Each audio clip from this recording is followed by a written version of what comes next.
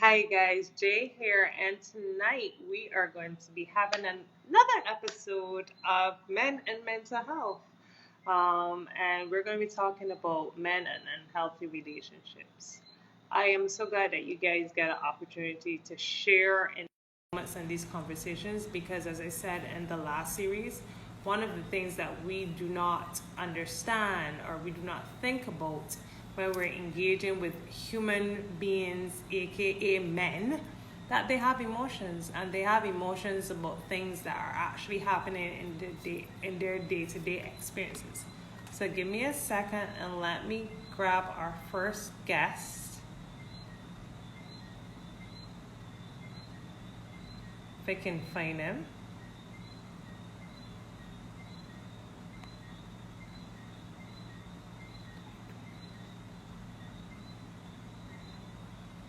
I'm coming.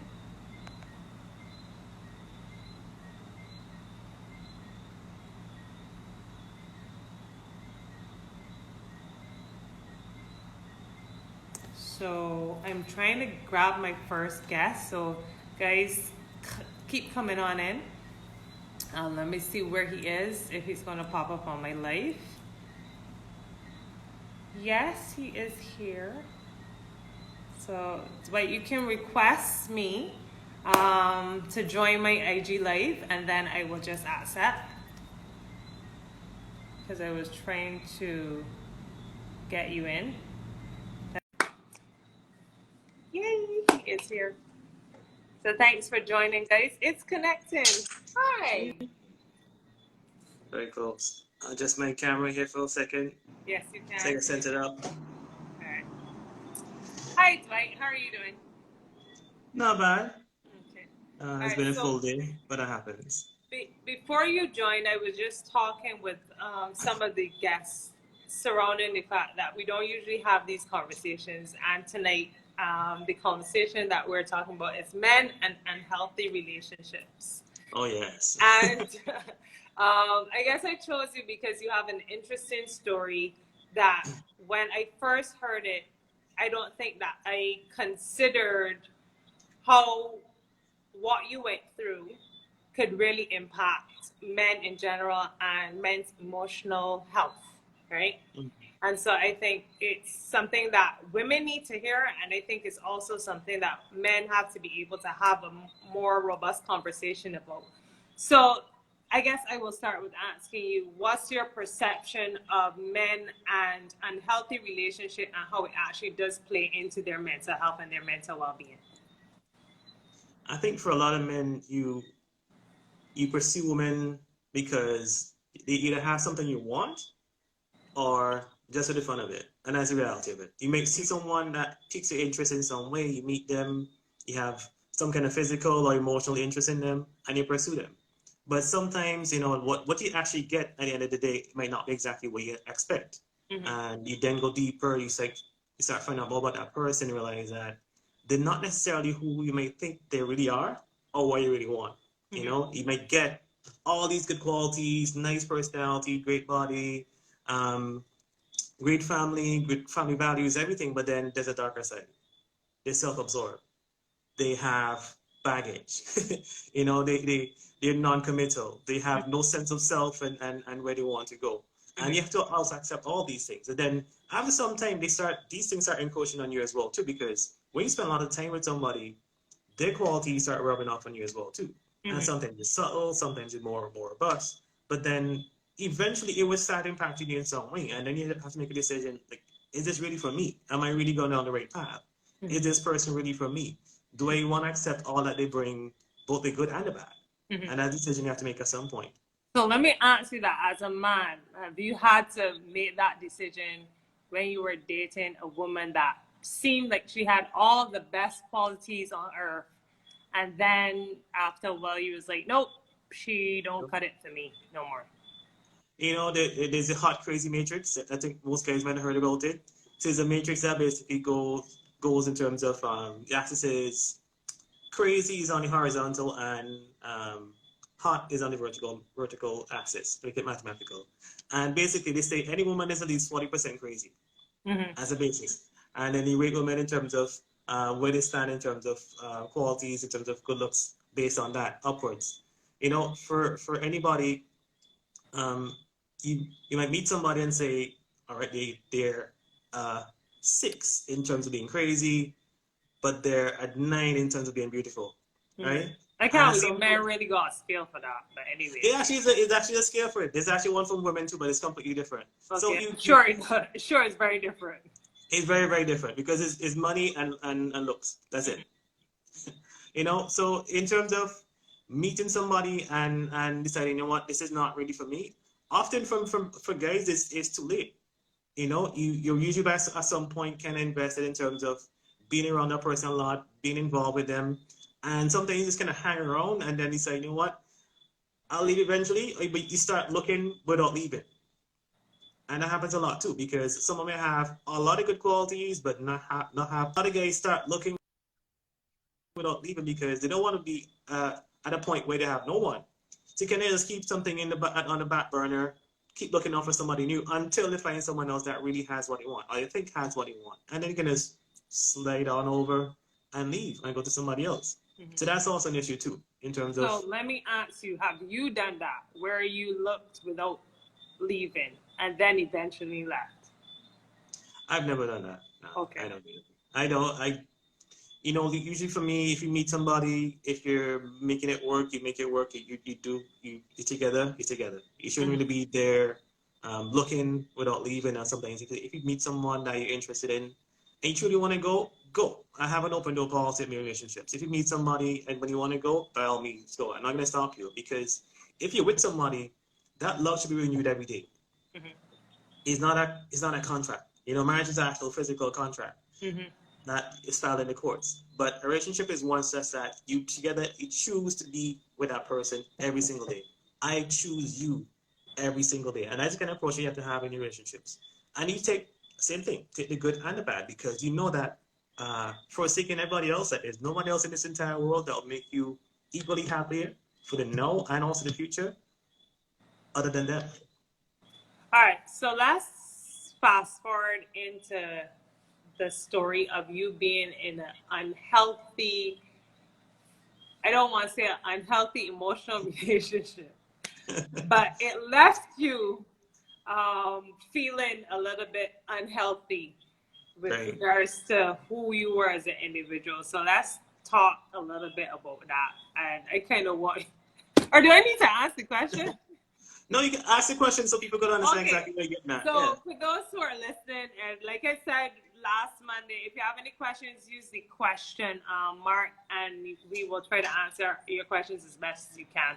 So when Dwight first told me this story about being stalked, right? Because this is Yeah. where this conversation is going.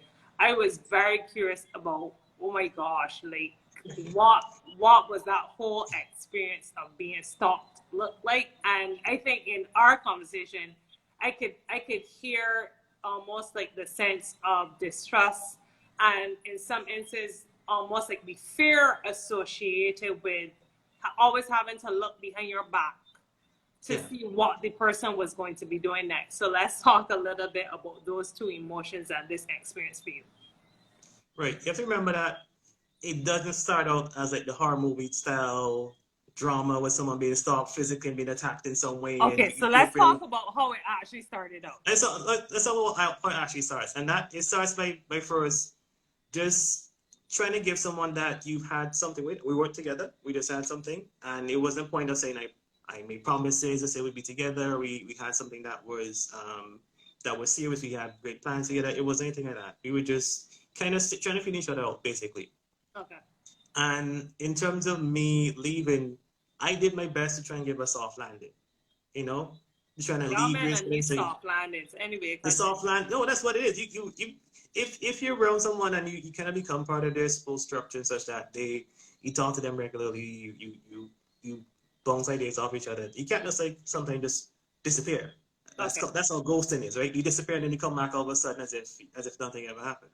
Like the soft landing is really such that understand that me leaving would be difficult. See, trying to just kind of just, no, I don't want to talk to you. No, I don't want to see you.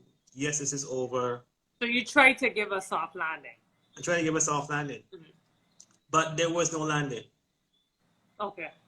There was no end. So it was a case of constant calls, constant messages. I had to get an app on my phone called Dead to Me installed. Oh wow. And on that app called Dead to Me, I had to install her number, two numbers for her, two numbers for her aunt. I had to install a work number as well too, just so that she wouldn't contact me. Oh And wow. I get calls and text messages that will be blocked by that app on a regular basis. And that's one of the main things that happened. So how Um, often would you get these calls? Throughout the day, I get calls throughout the day. And they just continued. I think they didn't really stop until the app fully worked, and they realized, okay, I can't really call him anymore because I can't get him, Oh right? wow. You also have to remember that this person was in another country. I was living in St. Vincent at the time, and she's from somewhere else in the Caribbean, which I won't say. Yeah. And she took a flight and showed up at my parents' house on my birthday the following year. Okay. So I get home that evening. I walk into my parents' house and like, she's there. I'm like, what are you doing here? Mm-hmm. And I so was like, this you know what? is you hadn't communicated, and how much months was Nothing. that, or was that weeks, or? This was probably 3 plus time frame wise. Probably I'll probably say good at least 5 6 months after. So y'all had not communicated at No, all. nothing whatsoever. People still, some people ask like, you still have to be messaging her, telling something. I told her absolutely nothing. I just stopped. I said, do not contact me. Leave me alone. I was just trying to disappear and get off the grid. Mm-hmm. So when I got back home, I walked out and left. I said, you know, I went for a walk. I went around the block or whatnot. I So sat your somewhere head had to just be by. vacant though. Like, No, I was very disturbed. I'm like, why are you even here? So I went away. I sat down. I was like, I found myself out for like a good hour or so probably, and I realized like, wait, hold on. I live there. I should not be the one outside mm-hmm. as if I don't belong there, right? So I went back home. And I walked in my room. She's in my room, going through my stuff. Because she like asked some stuff about my closet and she's reaching for some documents that were there. And I'm like knocking her and I'm like, what are you touching my stuff for? You know? And of course my parents were like, oh, you hit her. I'm like, I did not hit her. Mm-hmm. Get her out of here. You Mm-hmm. know? I think eventually that trip she ended up sleeping with my brother or something like that for a night or two and then she went back home to her country. Right? So that's what happened. Um, So let's as pause for a minute and talk about the emotions you felt. Obviously, not like it wasn't safe. Like being home wasn't even safe.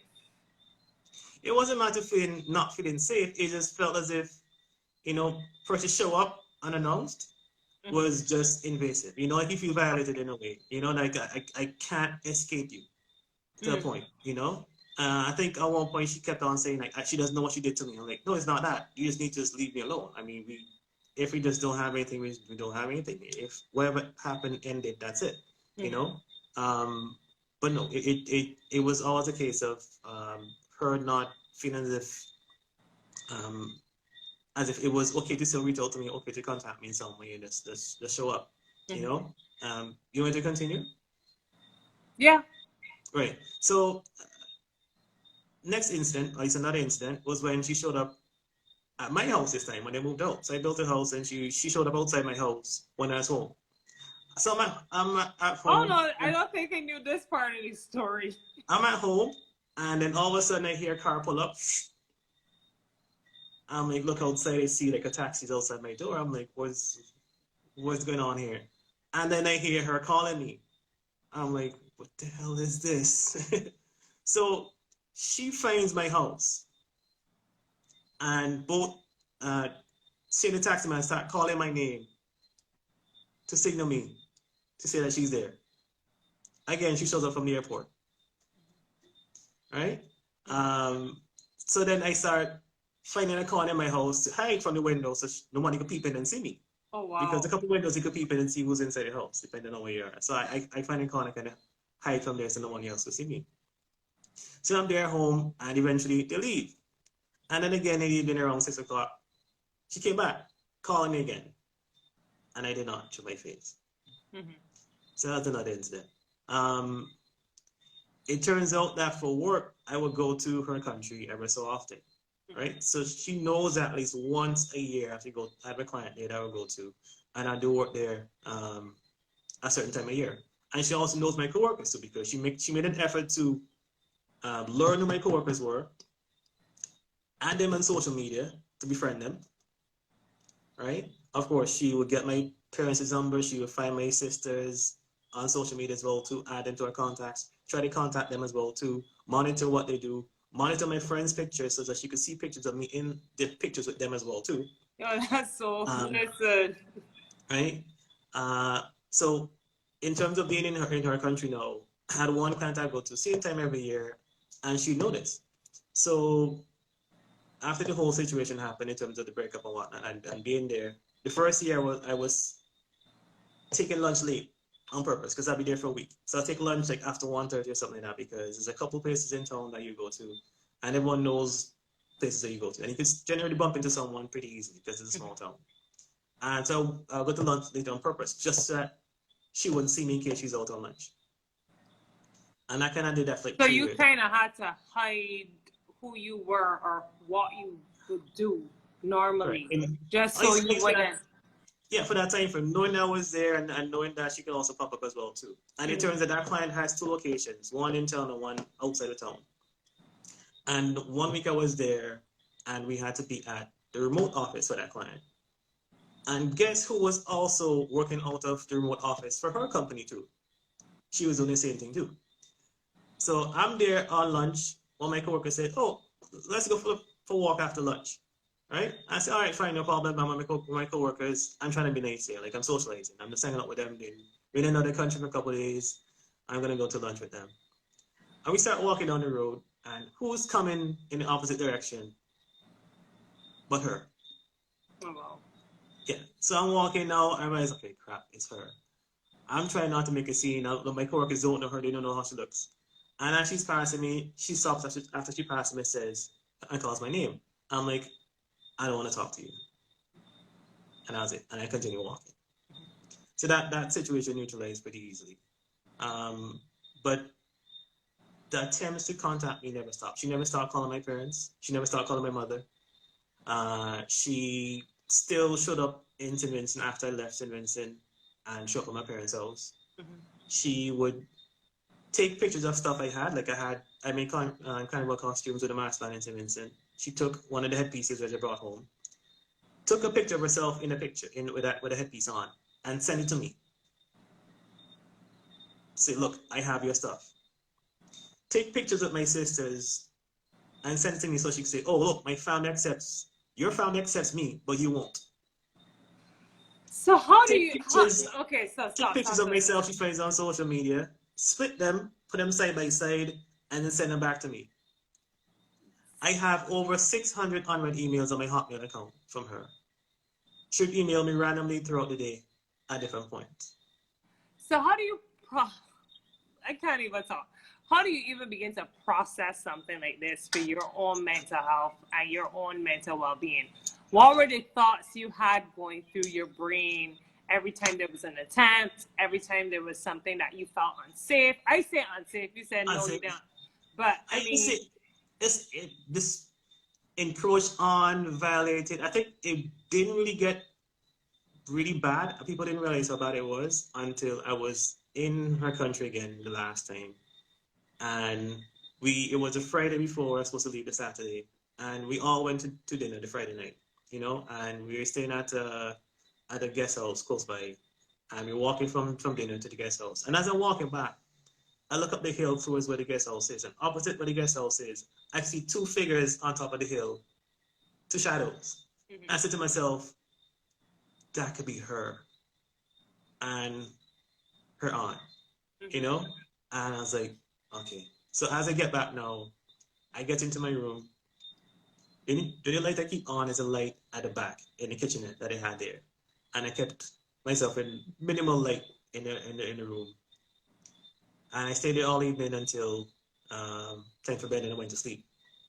The next morning I got up and my coworker said, Dwight, this woman is ridiculous. She came, I was correct. It was her and her aunt. And they saw us as a group coming back from dinner, but she didn't see which room I went into. She came and knocked on the room next door, which was my coworkers, and said, "Where's Dwight?" They didn't tell her where I was. I was right next door. And they stayed up with her till one stayed up until 10 o'clock and said, "Look, I can't be talking with you about this the whole time." And he called my next coworker and said, "Look, talk to her, get out of here so she could leave." And he proceeded to stay with her until after 12, trying to reason with her and say, "Look, this is not working out. Obviously he's not interested. You need to just stop doing this." And her aunt was saying the same thing too. Like, you need to just move on and do what you gotta do. Right? And that's what my coworkers realized, that look, she's ridiculous. They didn't know how bad it was until that point. Mm-hmm. You know? And I think they really understand, like, okay, this is too much. It really is too much.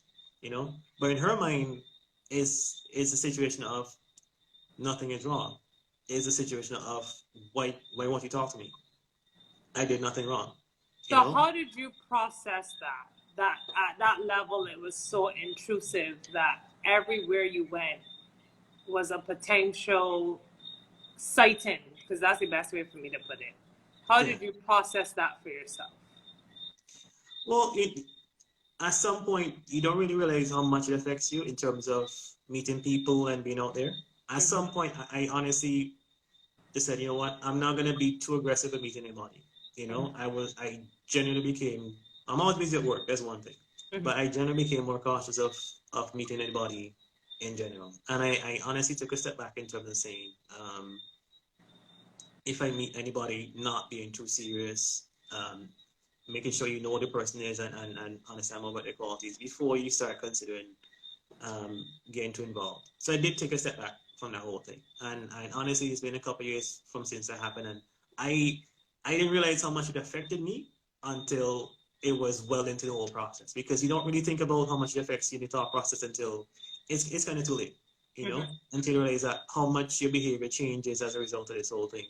And how much you until you start looking at yourself outwardly and saying, I'm not doing X, Y, Z, although I should, or I'm being less trustful of what I meet, or being more cautious of what I meet, and not pursuing anybody. And that's the whole thing. I honestly found myself truly not pursuing anyone as a result of this whole thing, because I had not so much a fear, but just a genuine sense of, I'll meet people, yeah, that's fine. We could be I'll have in my network of friends and whatnot. I won't necessarily pursue anybody, but I just truly took a step back from any kind of really serious relationship and giving anybody a sense that I was truly with them, unless I truly felt the same about them as well too. So that's kind of what happened.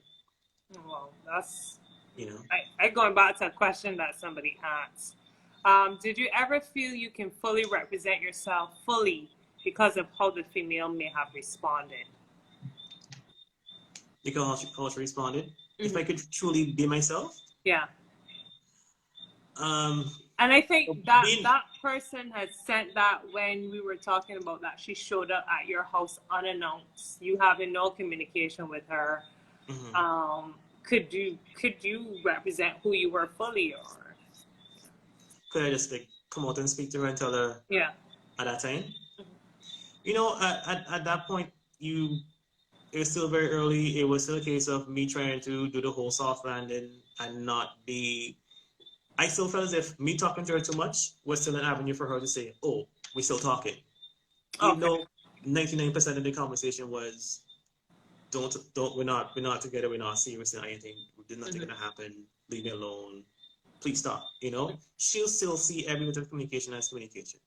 Like Sammy said, no. Bad news is also good news too. It's a kind of situation that even it's still something that's happened. Still kind of dialogue, and essentially how I kind of took it. Okay.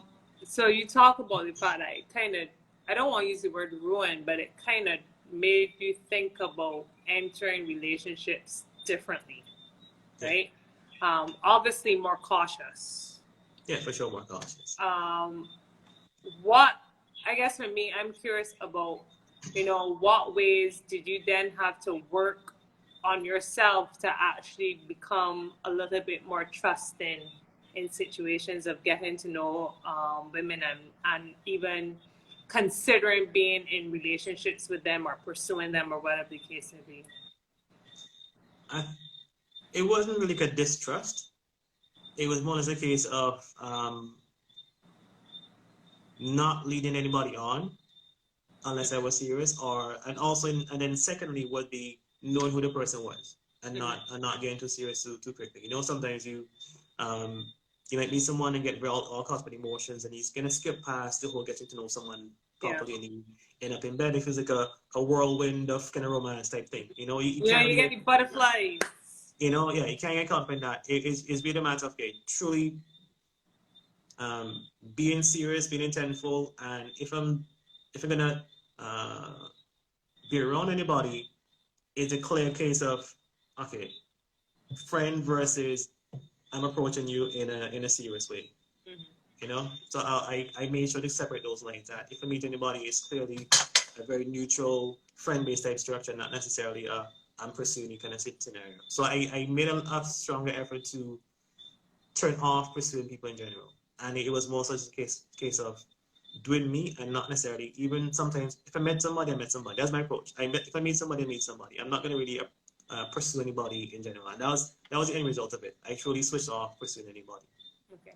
And did anybody pursue you after that that you gave a chance, but then you were like, I don't think that this person is actually is it's not going to work out. I don't trust the Yeah, situation, or I don't want to grow with this person.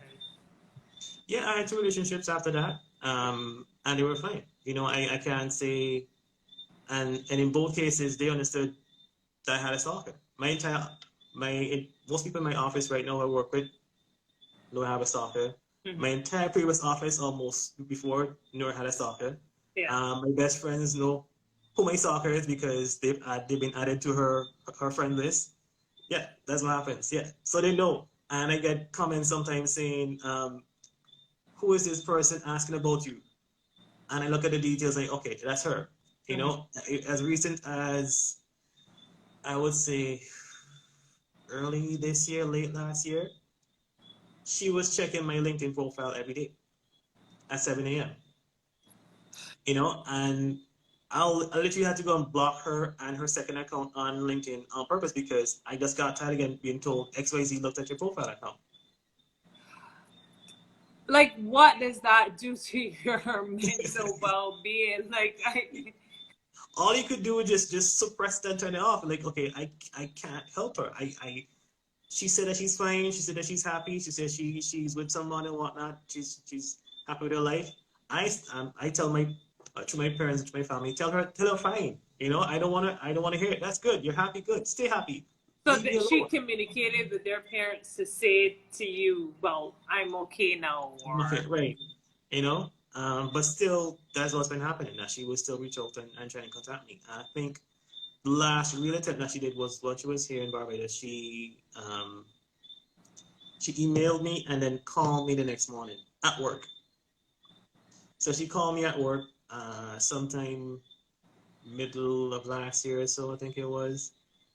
And I answered the phone like, why are you calling me at work? This is a work phone for work purposes. I can't have this conversation with you. This accomplishes nothing. I don't want to see you. I don't want to have anything to do with you. No, I'm not meeting you by some bar somewhere. No. If you're here for something, good. Do your business and go back home. Leave me alone. You know?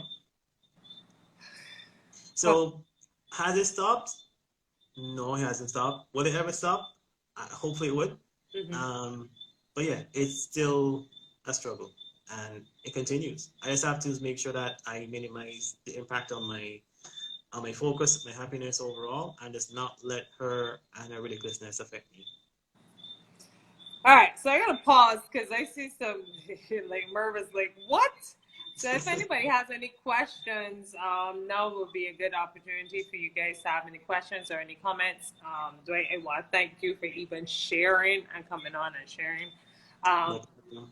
because for me, it's really for people to get an understanding of sometimes men do go through relationships that can be, and my language is unhealthy, right? I want to use that language purposely, because it's not only unhealthy for the person who may be um, stalking you, but it also makes it unhealthy for all your circles. It makes it, it puts your family at a threat level that, you know, on any other given day, your ex could probably call your mother and be like, hey, how you doing? That kind of stuff. But when you know that you physically don't speak to the person and the person is communicating outside of you, that could, for me, that could be I'm assuming that that would be a very scary Yeah. experience.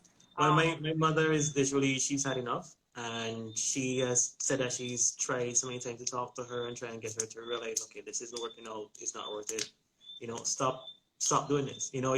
If you moved on, fine, move on. Same thing I've been saying. Just stop trying to interject yourself into the situation, and stop trying to be relevant to the whole thing. If you're happy, be happy, and just move on. Okay. All right. So let's kind of fast forward now. Oh, I got a question. So did the current girlfriends in the two relationships since feel threatened themselves by your ex? Let me say it was not an ex. He would tell me this. There was no relationship. Like, I don't know what happened, but there was never no formal relationship, right? So let's talk a little bit. Did the current girlfriend in the two relationships since feel threatened themselves by the person who we classify as your stalker? I see Kimberly is on. Hi, Kim. Kim is one of my most recent coworkers who since left the office. So how are you doing, Kim? I think Kim has also heard stories about my stalker as well too. So no, my two previous relationships since her have not felt threatened. They heard the stories and realized that okay, clearly she's not being reasonable. She's not a threat in any way, and I moved on. And they know that I haven't had any kind of contact with her. And they could literally see from my body language, from my conversations, that it was too much. All right, that's a good question. All right, so now I want to talk about the whole concept of unhealthy relationships. You and I have had this conversation before about, and this was kind of where you started with the whole mentality, because what I found is that men, who may have good looks and who may actually have money, have a tendency to want to save the woman who is having all the challenges. She can't pay her bills, she's trying to get with her education, that sort of stuff. And this is my term, people. I call it, I always tell my guys, sometimes in therapy, I tell them, say, y'all gotta stop being captain, save a hose. Yep. Right?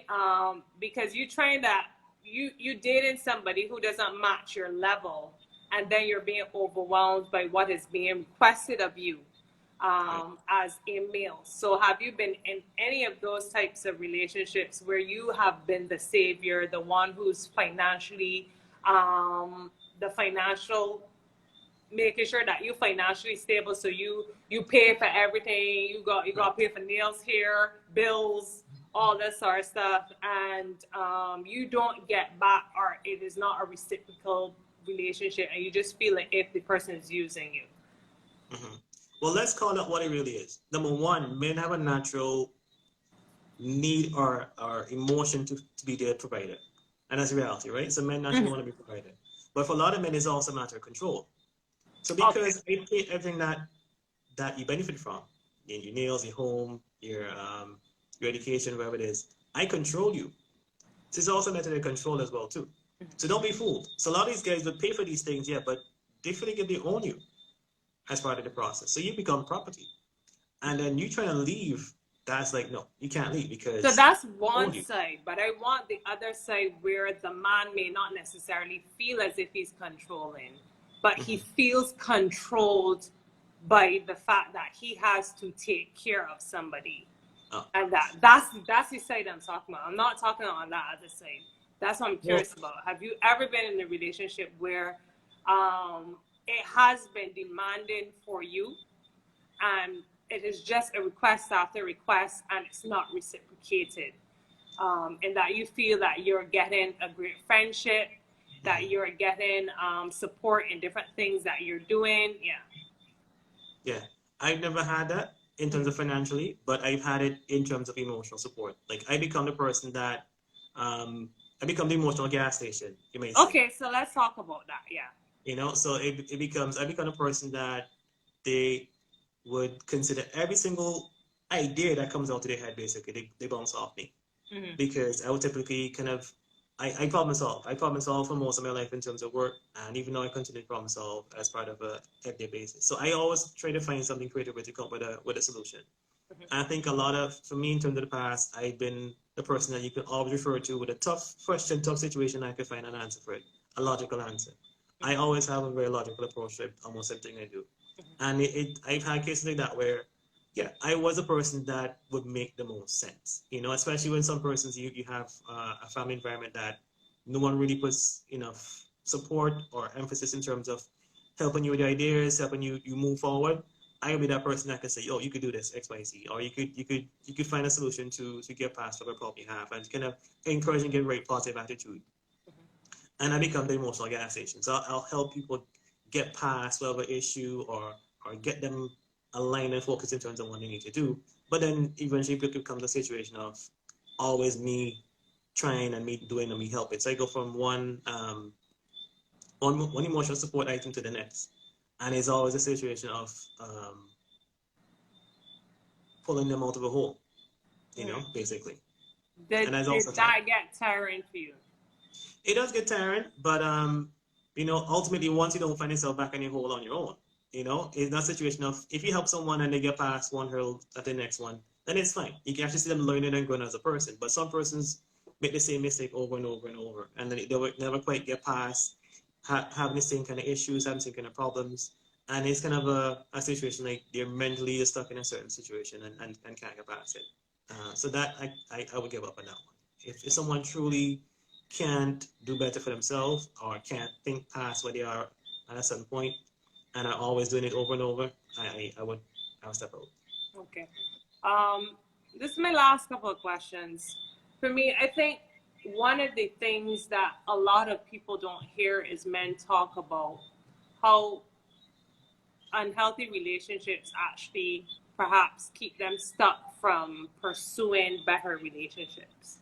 Mm-hmm. What's your take on that in relation to you and really looking at, finding somebody who is compatible, one, to your values or perhaps the way in which you do things, the similarities, and two, also that you can feel comforted knowing that you've experienced all that other stuff with the lady who stalked you and all that.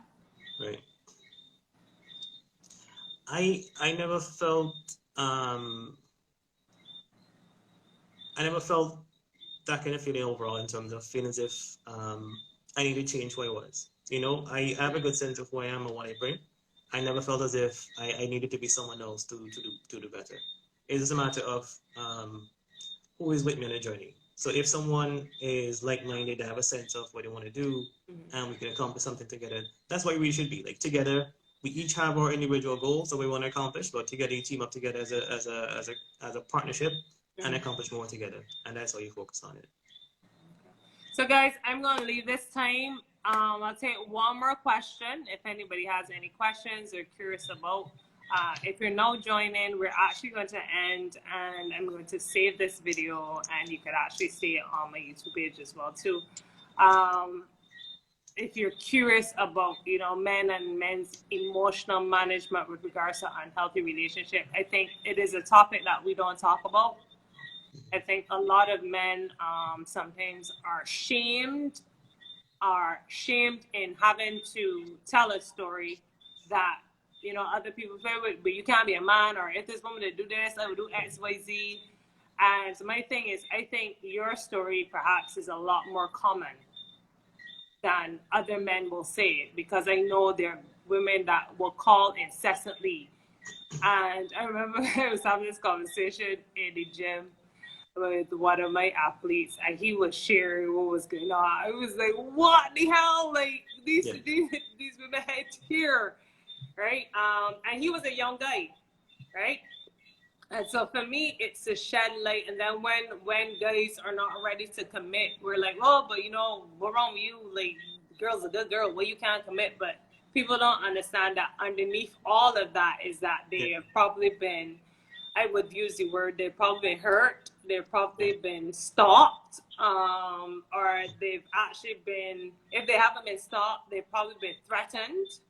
If they haven't been threatened, they've probably been told, well, you're a real man.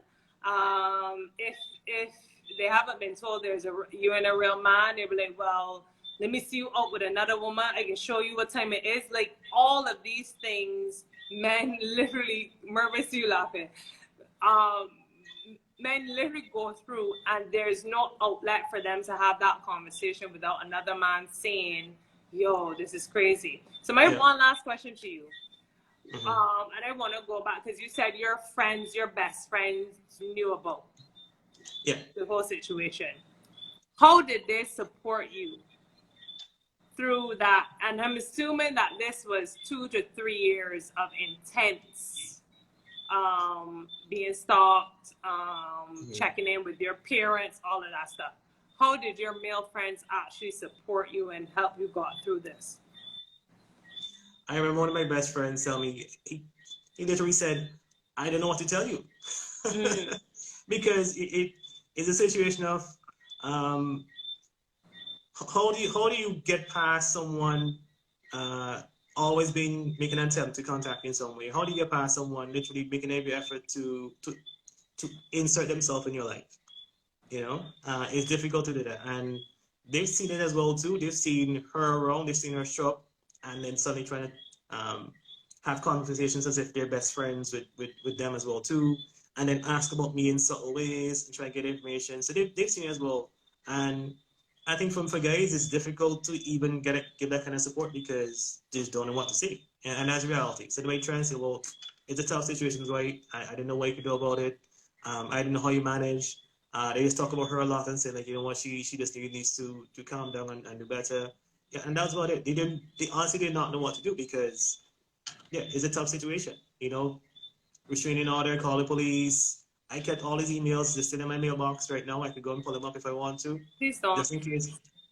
No, but like as evidence, like police officer, here's all the evidence. Like I have all these unread emails from this woman sending me emails every single day for how long, and she never really stopped, and she's still making attempts to contact me. So it just I could have just accumulate evidence as necessary and say, you know what, hopefully at some point that she stops. I don't think it should get to a point where I need to contact her employer or something like that and like the authorities and let them know, look, it is too much because ultimately it's like, oh, what's a call, what's a text message, unless it's threatening or some way excessive, you can't really justify and say it's um, beyond what's decent. Okay, final question or final statement. What advice would you give to another man who is going through this same situation, being stalked, the woman refusing to not contact him, the woman perhaps trying to befriend people on social media and all that stuff? What Mhm. advice would you give them? I think it doesn't really stop until the person realizes that it could actually lose something as a result. So if it takes going to the police and finding a police report, file one. If it takes threatening her to like go and talk to her boss or something like that, reporting to her employer, but let her know that, look, I'm gonna tell who you work for that you're this kind of person. That you're not necessarily this nice and fun, jovial person that they see around the office. You actually have malicious or I say devious, but just overall overbearing personal qualities that are affecting me, and you need to stop. So I say, yeah, go that step of saying file a report if you have to, because it is still by modern laws nowadays actually could be considered cyberbullying, technically speaking, because if someone's using technology to encroach upon you, it's your right to privacy, right to your own right to be by yourself and not be encroached upon. So yeah, you can actually, under some laws in some countries, maybe not in Barbados, have that been filed as a complaint that someone is basically pursuing excessively using the internet. In terms of showing up at your workplace and calling you, again, same basis. If they're encroaching on you, you can actually could file a complaint. And until you could make it a situation that they actually have something to lose, they're probably going to continue. So make it clear to them that if you don't stop, you're going to lose something that's very important to you. You're probably not going to stop or end up in jail in some way. All right, thank you so much for sharing. Yeah, no problem. This is very interesting. I kind of got the wheels in my head. So, like I said, guys, thank you for joining. What I'm going to do is actually load this up if you need to see it. We may have to do some privacy associated with it. Well, no names were called, right? So yes. Yeah, no names are called, but however, I do still want to make sure that you are still safe in this environment, right? Right. So thanks so much, Dwight. All right. Bye. So, guys, thank you so much for joining. Please let me know if this was something that was meaningful to you. Let me know, send me some hearts, whatever. Like, give me some knowledge because a couple of you stayed on, and I wanted to have this conversation because I think that people don't realize it's happening way more than we are talking about it. And that can impact the way in which men do their work. It can impact the way in which they have a relationship with their family. It can impact their families. It can impact their friends. And we live in a society where we're so accessible to everybody, and men especially. They may be accessible because of their IG and their LinkedIn profiles because you want to walk up the corporate ladder, so you tell people your business. But we're not mindful of, and I'll have this conversation with another gentleman about how do men actually pick the right partner, like what's the best fit for you, because for me it's important. Merv says never experienced it, thankfully. Yo, Merv, I don't even know what I would have done, big man. Like, like he was nice, but I would be like, yo, this going completely right. Um, hey, like the Gates. So yeah. So if this was useful to you, like I said, and I did the other one on Monday, share it, or if you can't share it, send people to my YouTube page.